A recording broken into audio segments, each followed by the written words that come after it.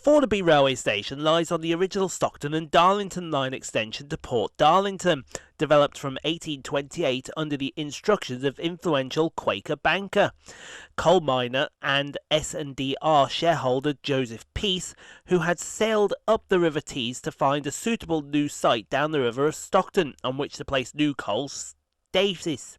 As a result, in 1829 he and a group of Quaker businessmen bought 527 acres of land described as a dismal swamp and established the Middlesbrough Estate Company. Through the company, the investors intended to develop both a new port and a suitable town to supply its labour. On the 27th of December 1830, the S&DR opened an extension across the river to a station at Newport, almost directly north of the current Middlesbrough station. The S&DR quickly later renamed this new station and associated 6 coal stave docks as Port Darlington, hoping the market would facilitate it further. So successful was the port, a year later, after opening, the population of Port Darlington had reached 2,350 people. However, with Port Darlington overwhelmed by the volume of imports and exports in 1839, work started on the Middlesbrough dock. Laid out by Sir William Cubitt, the whole infrastructure was built by resident civil engineer George Turnbull. After 3 years and an expenditure of £122,000, equivalent to 9.65 million of 2011 prices, the formal opening occurred on the 12th of May 1842. On completion, the docks was bought by the S&DR. As Middlesbrough developed, additional goods facilities were required to marshal goods wagons and allow workers to access the docks and associated industries. So in 1882, they then built South Stockton railway station by the North Eastern Railway and opened on the 1st of October of that year. However, in 1892, Parliament granted a charter that created the borough of Thornaby-on-Tees, which incorporated the villages of Thornaby and South Stockton. And so on the 1st of November 1892, the name of the station was also changed to Thornaby. Thornaby was located on a busy and hence important section of the NER between Newport and Middlesbrough docks to the east and Bowesfield Junction to the west, where the Northallerton/Darlington and Durham coastlines diverged, on which the busiest signal box on the NER system.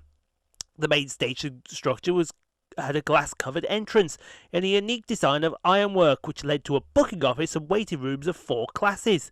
Built by brick, the additional stonework was made by creamy yellow stone, carved embracing the arts and crafts movement of William Morris. A competition between local stonemasons resulted in 104 different designs.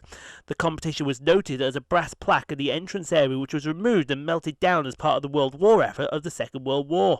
The platform canopies were also a unique ironwork design to Thornaby, but lost their glass after a Nazi Luftwaffe bomb fell close to the station during the war. After being taken over by British Railways on nationalisation, the decayed station was never really repaired post-war, but kept its proud staff and hence well-kept flower borders. The variety of stone carvings which also gained the station an entry into the newly created Guinness Book of Rail Facts and Feats. With dwindling passenger numbers, staff were removed in the early 1970s, which led to a dramatic level of vandalism to the decayed station structures. After promises to refurbish the stations due to local protests from 1977, demolition of station buildings occurred on December of 1981 in what was described locally as institutionalised vandalism.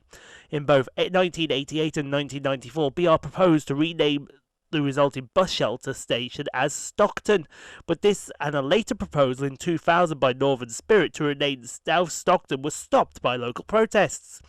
The station revival occurred because it was located next to the Teesside development area and Durham's University Queen campus, and the provision of a new first Transpennine Express service to Manchester Airport. This resulted in a £500,000 refurbishment in 2003, led by Arriva Trains Northern, the Strategic Rail Authority and Stockton-on-Tees Borough Council, which included the addition of waiting areas for the first time in 25 years. The newly built station was officially opened by former local MP Darry Taylor on the 7th of February 2003 and provides an enlarged car park, heated waiting rooms, staffed ticket office and a shop, as well as VDU displays and better lighting and security.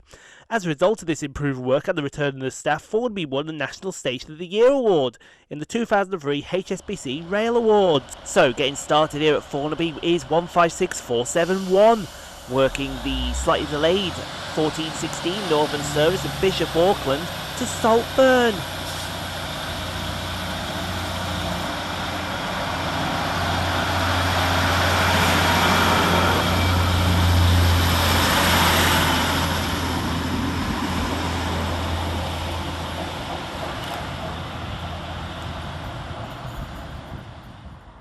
Rounding the corner next is 185148, working the 1427 Transpennine Express service from Redcar Central to Manchester Airport.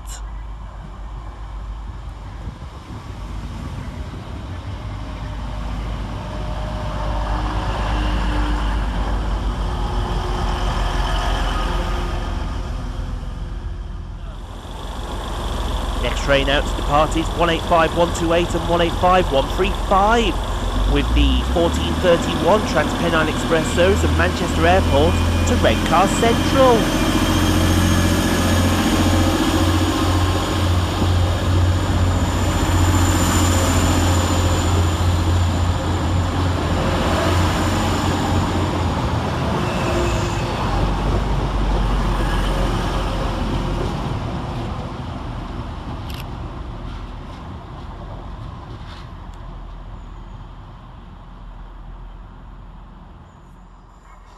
Just in the nick of time, crossing over to the other platform at sees 158851 arrive, with the 1431 Northern service from Saltburn to Bishop Auckland.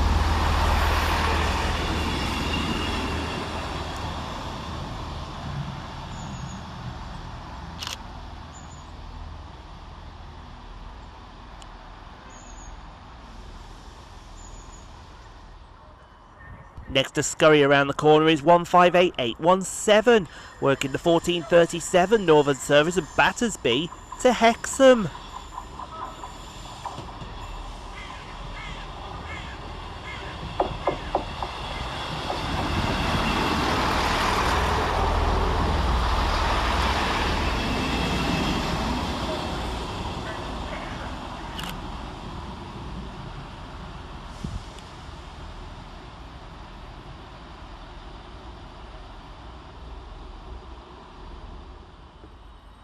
Next out for departure is 156491, working the 1445 Northern service of Darlington to Saltburn.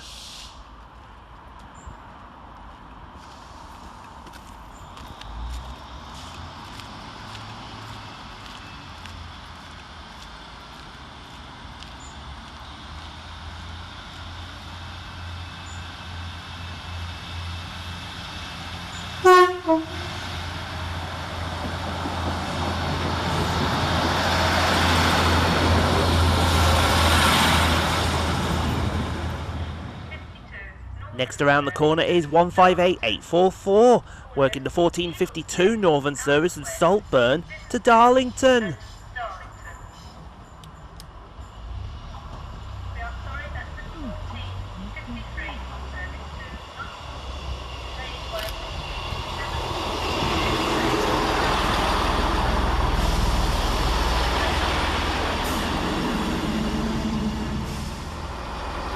Going the opposite way is 158861, working the slightly delayed 1453 Northern service from Hexham to Nunthorpe.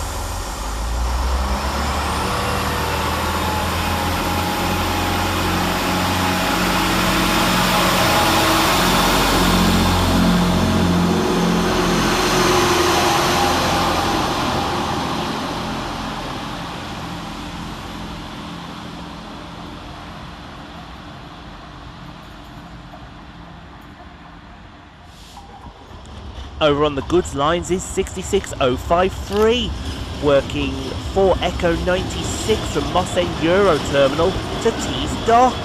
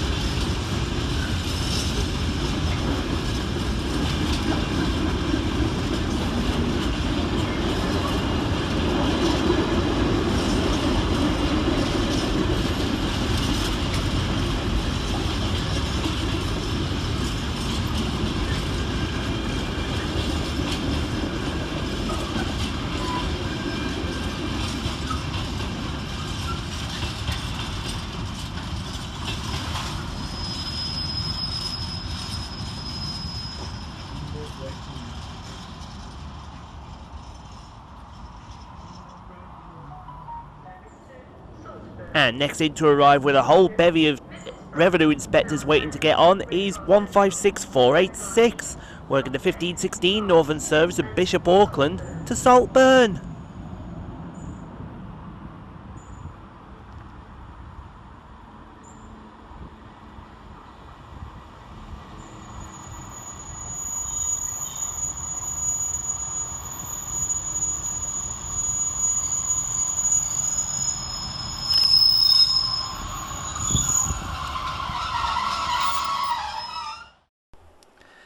Thank you so much for watching, everyone. If you enjoyed what you saw, click on the 2 videos here at the end screen.